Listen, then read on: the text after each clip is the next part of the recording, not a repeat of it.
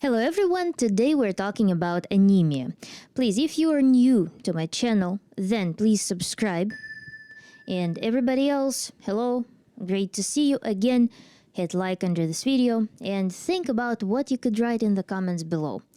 Today we're talking about anemia, something that played a significant role in my life. And based on the experience, based on the research that I was nearly forced to perform, I built some knowledge that I would like to share with you today. So anemia is a condition when the body is basically unable to produce either enough red blood cells or high quality red blood cells or enough hemoglobin or enough proteins that participate in some way in transport or storage of iron, or when the body is not able to absorb enough iron, or when the body attacks red blood cells. But we're not going to touch on this type of anemia today. Little disclaimer probably, everything that I will present in this video today, feel free to discuss these materials with your doctor, because I did the research and I found that this research, the theory that I found, correlated with my experimental observations. I was a sample set that proved the theories that existed. I fit in the stats that are presented in the scientific world. However, things that I will be talking about today may not work for you for whatever reason. Still, it is my duty to convey this information to you such that at the bare minimum you can conduct a more wholesome, involved conversations with the medical personnel or your physician. First, we'll start with some fun facts. Actually, as of 2023, guess how many people are diagnosed with anemia? Turns out that a quarter of the world population has anemia. And 66% of all cases are related to iron deficiency. Not surprisingly, anemia is more common in women. 31% of women are anemic, while 17% of males are. And an important thing is that this condition, anemia, not only affects one's quality of life, because it affects how we feel, our mental state, our appearance, but it also can reduce the life expectancy of an individual, because it can actually promote development of malignant processes in the body due to lack of oxygen. So this condition must be addressed in a timely fashion. The reversal of anemic state must be performed using safe, adequate methods, which includes proper diagnosis and proper nutritional treatment and supplementation. The problem is that many people think that tiredness, depression, inability to perform physical exercise are something inherent to their nature, something that's their specifics.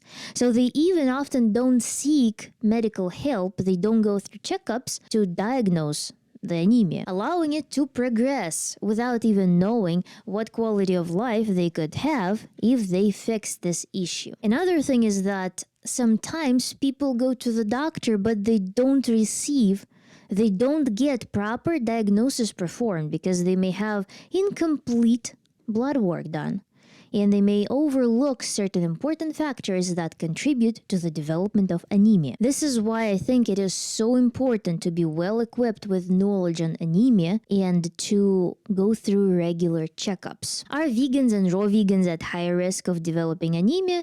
No, the studies show that it's not true. All in the entire population is prone to developing anemia, and the incidence among vegans is not higher than among the general population. It was proven that we, as people who are on plant-based diets, we receive sufficient amount of vitamin C in order to metabolize the non-heme iron that comes with plant foods. And usually if we build an adequate diet, we get enough of this non-heme iron with it as well. However, as always, we cannot really generalize, because on case-to-case basis, we need to determine what actually term vegan, raw vegan means for each individual, because there will be a person who will be eating, bowl of blueberries per day, right? There will be a raw vegan who will be hitting like excessive nutrition. They won't have this anemia. There will be people who completely ignore B12 supplementation, and so on and so forth. All of those factors On case-to-case basis, they will be changing. In order to be able to conduct an objective, well-founded discussion, we need to actually bring up the definitions, and characterize the diets of each individual. Granted that anemia is still common among plant-based people. So in this video, I would like to give you a comprehensive guide on how to diagnose anemia, what blood work to do, and how to, even if you don't have anemia, how to not miss the onset of anemia. And then the second part of the video is what to do, how to actually treat anemia. I will start by bringing up the importance of this. Why is it so important to prevent and reverse anemia? The main role of iron in the body is literally to carry oxygen from the respiratory system to every cell in our body. Why is that important? Why is oxygen important? Oxygen literally participates as a main participant in the reaction in which ATP molecule is produced, our energy molecule. And without adequate energy supply, our cells literally die. Now, how to make this iron that is capable of carrying oxygen through the body functional? What are the building blocks? We know that iron is a part of hemoglobin molecule that actually binds oxygen and carries it to the cells, right? So what are the necessary components for that? First of all, of course, need iron. Chemical element iron that we receive with nutrition. Second component is vitamin C. Vitamin C actually changes the valence of iron, and then it also makes it more accessible and absorbable by forming a chelate with it. We're going to look at three components that actually participate in forming red blood cells, so-called erythropoiesis. This is magnesium, vitamin B12, and vitamin B9 or folate. Those vitamins are essential for forming functional red blood cells. And then number 6, we need amino acids, proteins, because to carry iron from the site where it was absorbed, so it's at the gut lining, to the point of assembly in the bone marrow, we need to actually carry it within a protein, because free unbound iron is a very unstable molecule. Body wouldn't allow that. So transferrin is the protein that carries iron where it gets converted into where it gets assembled into a hemoglobin molecule in red blood cells. So transferrin is a protein for which we need to supply enough tyrosine and histidine. Then another protein is ferritin, the storage protein. To form ferritin, we actually need BCAA amino acids, right? So we need valine, leucine, and isoleucine. So these are the 6 components that participate that we need to keep in check when we're dealing with anemia. These are nutritional components: iron, vitamin C, magnesium, B12, B9, and amino acids. Sufficient supply of essential amino acids. Then, number 3, let's talk about the blood work markers that we need to look for when we are trying to diagnose anemia. First one is, of course, red blood cell count. Erythrocytes are the red blood cells. They are the cells that 95% of their dry weight is actually hemoglobin, the molecule that carries oxygen to these cells of the body. So they're hyper important. Red blood cell count is their total amount. Are we producing enough of them? Then number 2 is hematocrit test. Hematocrit test shows us the fraction of red blood cells in the overall blood composition, so we need to keep it in the normal range. Then, number 3 is mean corpuscular volume. If erythrocytes are too small, it may indicate iron deficiency. So here we can start making a distinction. What caused the anemia? If mean corpuscular volume is high, then it may mean that we have B12 or folate deficient anemia. So this is a very important thing to check as well. Then number 4 is red cell distribution width, that is usually abbreviated as RDW. This shows the variations in the red blood cell sizes. So it should be small, so the under 16%. Because when it's over or approaching this value, this means that there's surely B12 or folate deficiency, so the body is not able to produce high quality erythrocytes. The hazards with having bad, poorly shaped, like bad morphology erythrocytes is that first thing is that they won't be able to carry oxygen as effectively to the cells, and the second thing, they may be too large. Some of them will be too large, so they won't be able to penetrate small capillaries, leaving certain tissues that are supplied with small blood vessels without proper nutrition. Number 5 is, of course, hemoglobin, a protein that carries oxygen from lungs to the cells, to the other cells of the body, and that makes up most of the mass of the red blood cells. It should be within a normal range, because too high hemoglobin may indicate that you have lack of oxygen, and too low hemoglobin means that you have lack of iron or other factors that may cause anemia. Note that for men and women the ranges will vary slightly, but it must be within a normal range. You will find them on the websites. They're readily available, or you can find them also in the transcript of your blood work results as well. Number 6 is iron. Iron shows iron concentration in blood, which actually may increase in response to your dietary intake of iron. So it is important that you do blood work fasted. But again, note that if you only tested iron and it came up high, then it doesn't necessarily mean that you do not have anemia, because iron must be tested in conjunction with all other parameters. Again, high iron can be artificially raised by some singular meal that contains high iron. Number 7, ferritin. There is a formula that ferritin, ideal level of ferritin, must be your weight in kilograms. So if you're accustomed to pounds, divide by 2 plus 70. So this is the adequate level of ferritin. And for women who are considering getting pregnant, it also must be higher. Then people who are more athletic, who have higher body mass, ferritin also may be higher.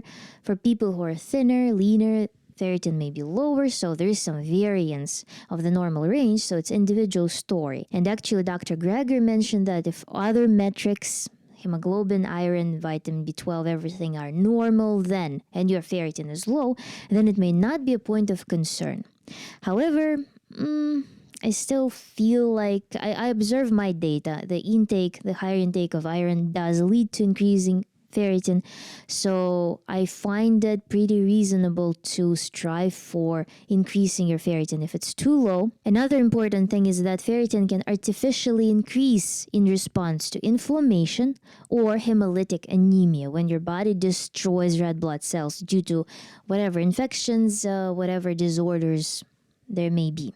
So if there is an event in which a lot of red blood cells are being destroyed, this releases ferritin, this releases iron, so those parameters also can be artificially higher. Another thing is that ferritin and iron, they both can be increased in case of B12 and folate deficient anemia, because again, there are no functional red blood cells that can utilize that iron. This is another argument for testing for yourself for anemia as comprehensively as possible. Number 8 is transferrin. Transferrin, as I mentioned above, is a protein that carries iron from the site of absorption at the intestinal lining through the bloodstream into the bone marrow, liver, and spleen, such that we can actually create red blood cells with hemoglobin in them.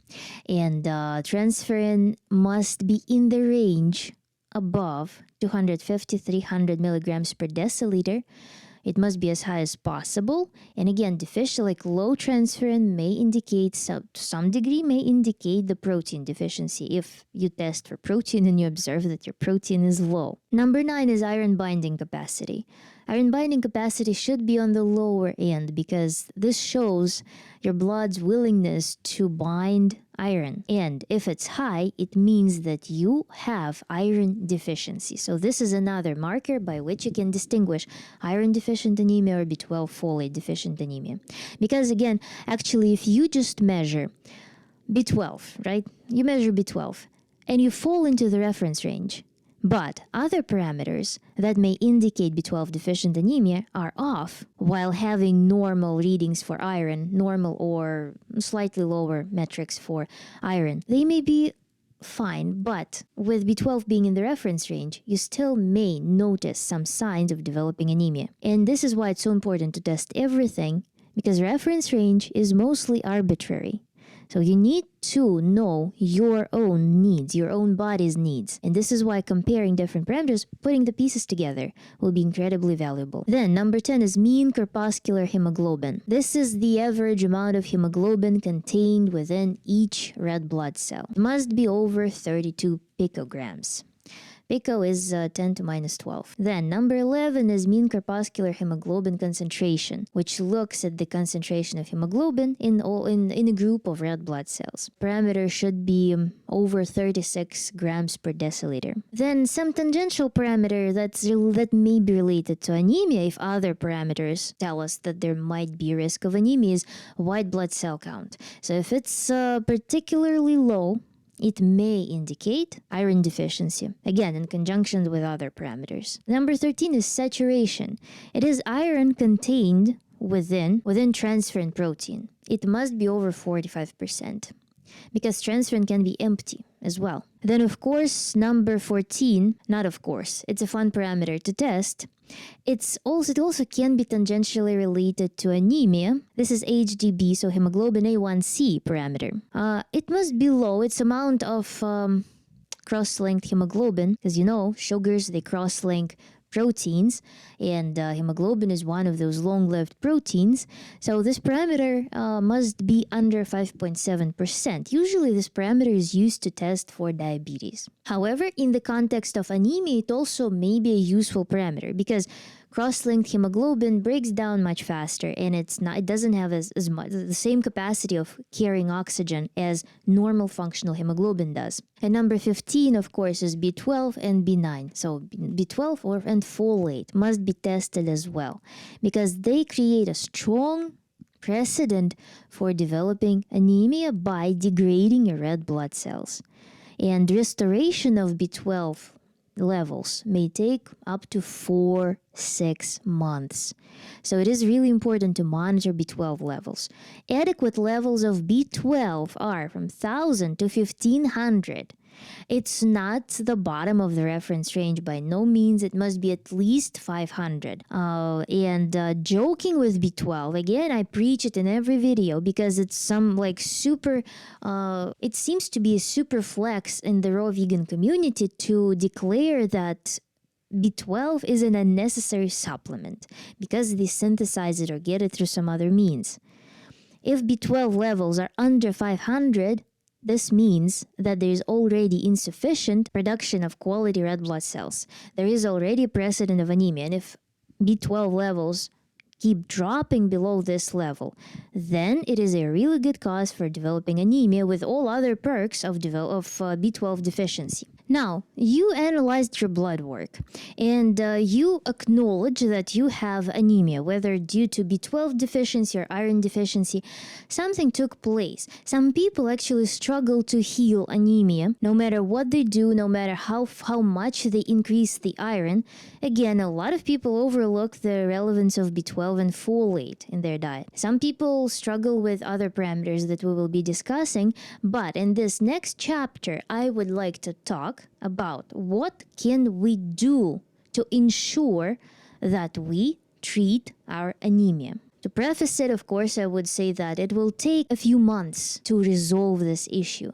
A few months of very consistent, of very disciplined effort. So let's begin. So if no systemic or genetic disorders influencing the synthesis of red blood cells are present, then treatment of anemia relies on the following actions. If we just trace the logic, right? So 1, we need to ensure adequate supply of necessary nutrients that we discussed in the beginning.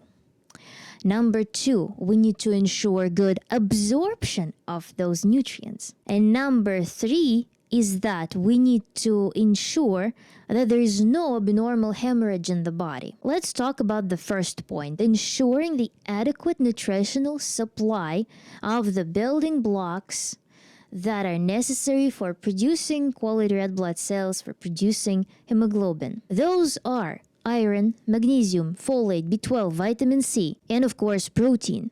essential amino acids. These can be resolved. These can be addressed by introducing these foods. First is hemp seeds, then lentils, boiled or sprouted. I like both, but I prefer sprouted. Then leafy greens, which are kale, dandelion greens, bok choy, aromatic herbs, different varieties of broccoli. It's not necessarily that like stem of broccoli, right? So different kinds of cabbages, collard greens, chard, spinach as well, nuts and seeds. So examples, let me prove that they are good for us, right?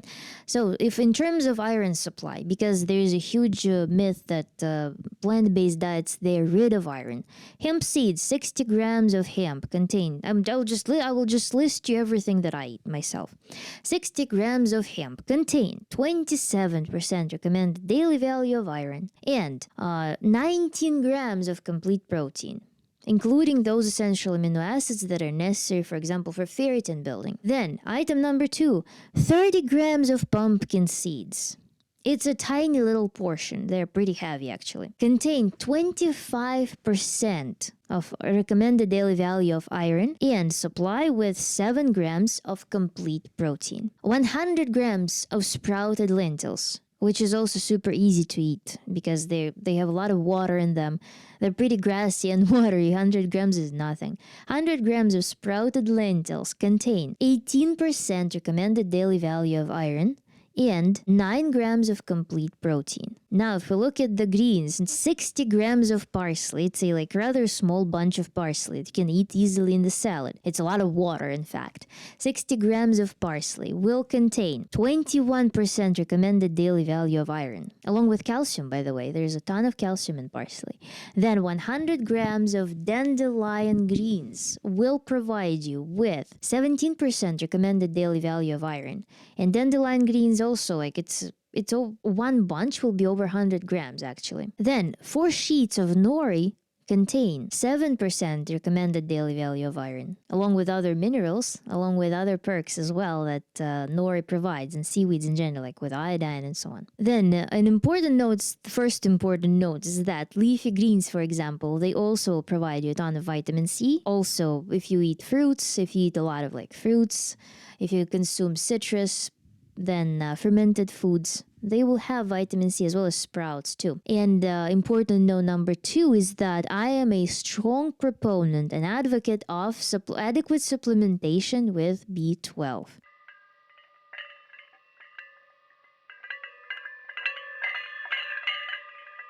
It's best supplied in the form of methylcobalamin or hydroxycobalamin. Try to stay away from cyanocobalamin, and it's imperative to maintain B12 levels at least 500 picograms per milliliter. The next point, to ensure good absorption of iron. I will give you the whole list right now. First is avoid coffee and tea, as they not only contain tannins that bind and flush out iron from the body and other minerals as well.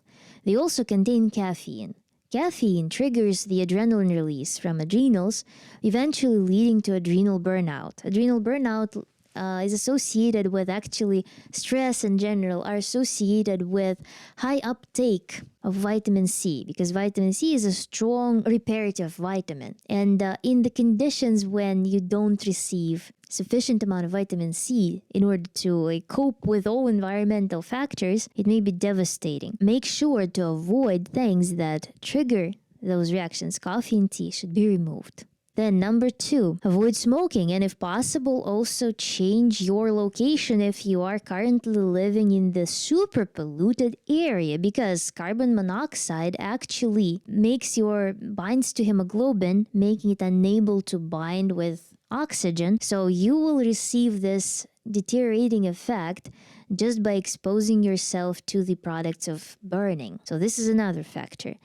Then, that's not necessarily related to absorption, but these are important things. Then, number 3, avoid alcohol at all costs. Not only because it's a major disruptor of literally every bodily function, it destroys brain, it promotes mutations, like unfavorable mutations. Alcohol destroys blood vessels. Alcohol, it destroys your gut lining, it destroys your microbiome, it destroys your esophagus, all of those tissues. But what it does in the context of anemia, it actually dissolves, because you know how you can degrease surfaces with alcohol. It dissolves the lipid lining on the surface of the erythrocytes. So they no longer bounce off of each other in the bloodstream, they start clumping together. Not only you're losing red blood cells, you also form those clumps that clog your capillaries. They clog the capillaries, and those capillaries, they die as well as the tissues that was supplied by those capillaries.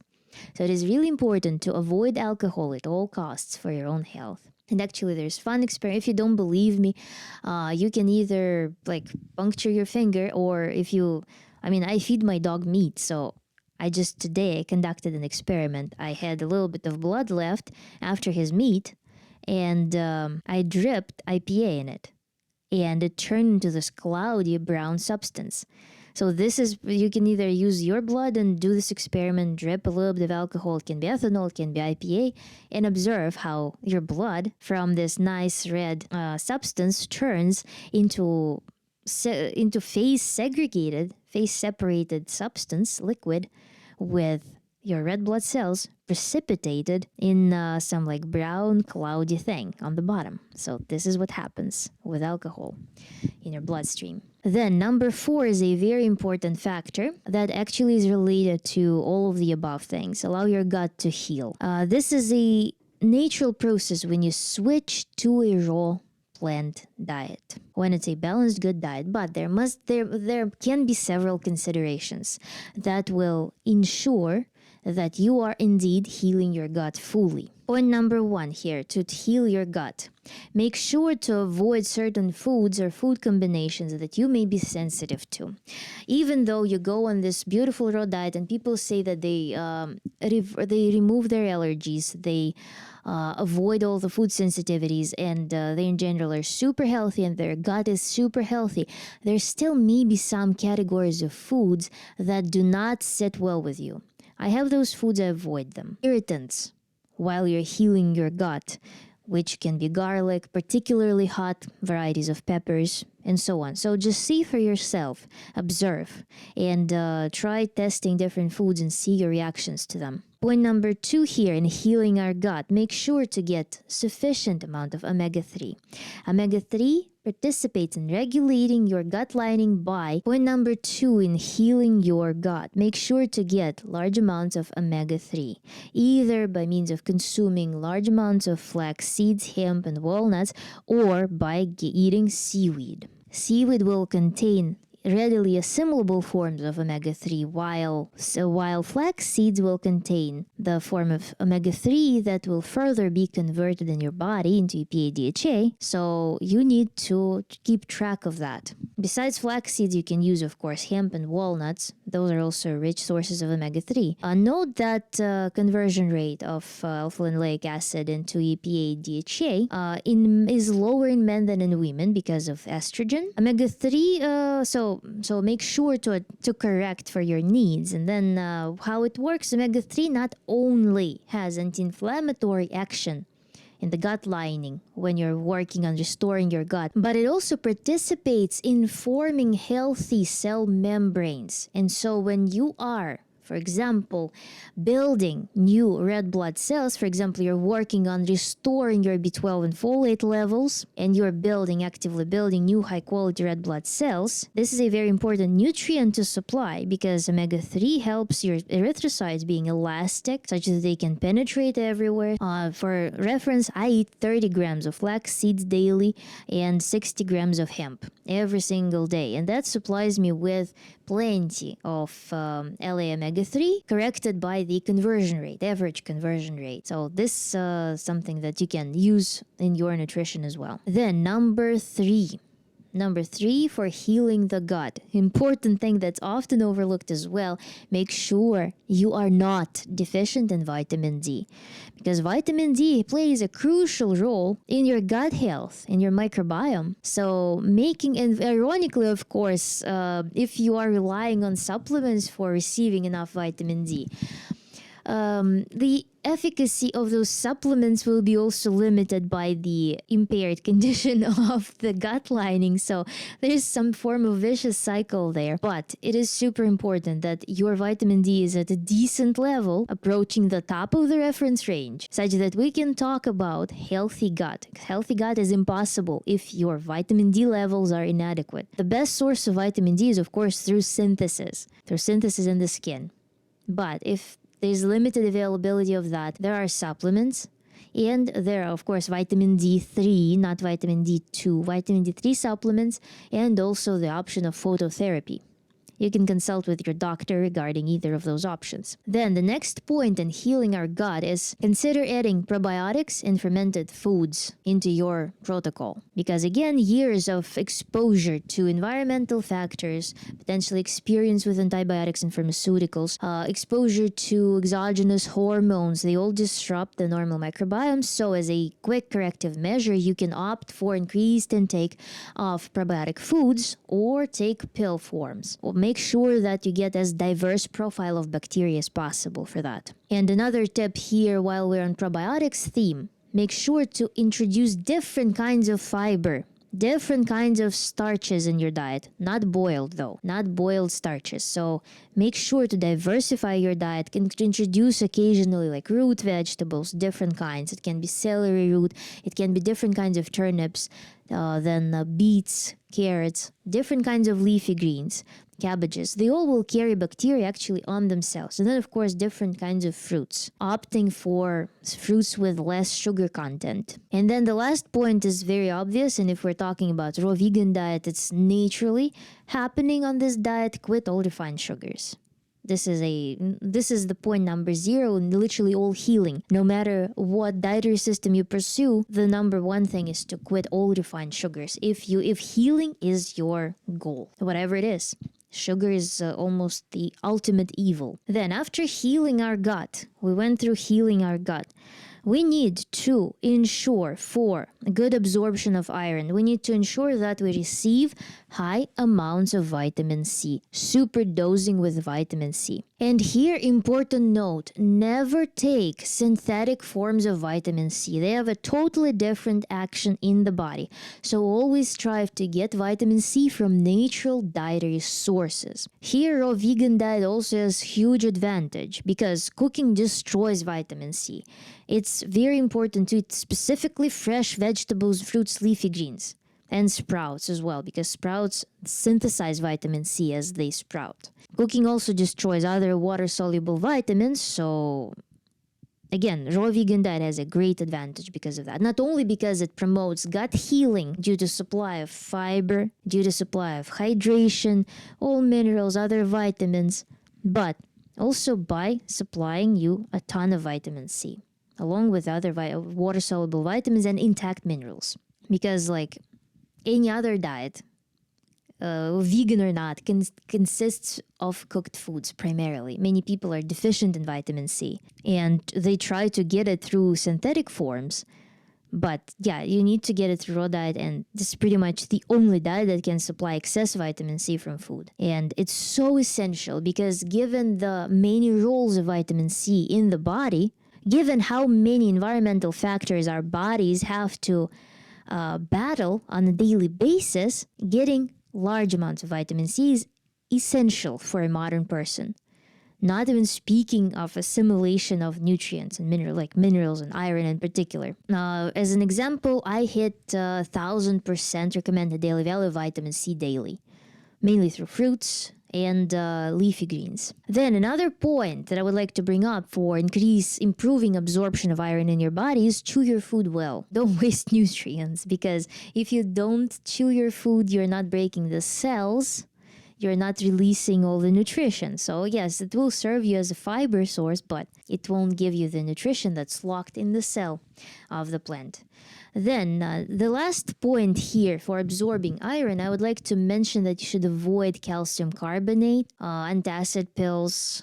In general, if you need to supplement calcium, do it in a very regulated fashion. Know what you're doing. Take calcium citrate and in general, try to do your best with hitting your calcium goals through diet before you jump. Like, make sure that you did it all, that you tried your best before you jump on a supplement to like supplement some calcium that you may be missing. And also, if you're suspected to have calcium deficiency, yes, introduce leafy greens, introduce seeds and nuts, but also see if this calcium deficiency is in reality vitamin D deficiency, for example, or if it's some hormonal disorder as well. So these are important factors. Or it can also be related to magnesium deficiency. It can also be vitamin K2 deficiency. So a whole complex of things that can happen there. Then we're moving on to the last factor with anemia. Checking for excessive bleeding. Endometriosis, polycystic ovarian syndrome, they will lead to excessive menstrual bleeding. Blood vessel fragility, when you observe bruising, when you observe varicosis, then ulcers, hemorrhoids, which is related to varicosis actually, kidney stones, which can lead to like blood in the urine.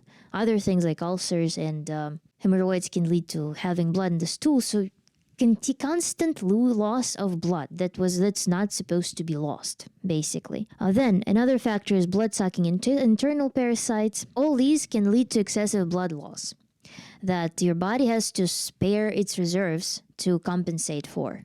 Those things may be overlooked at times.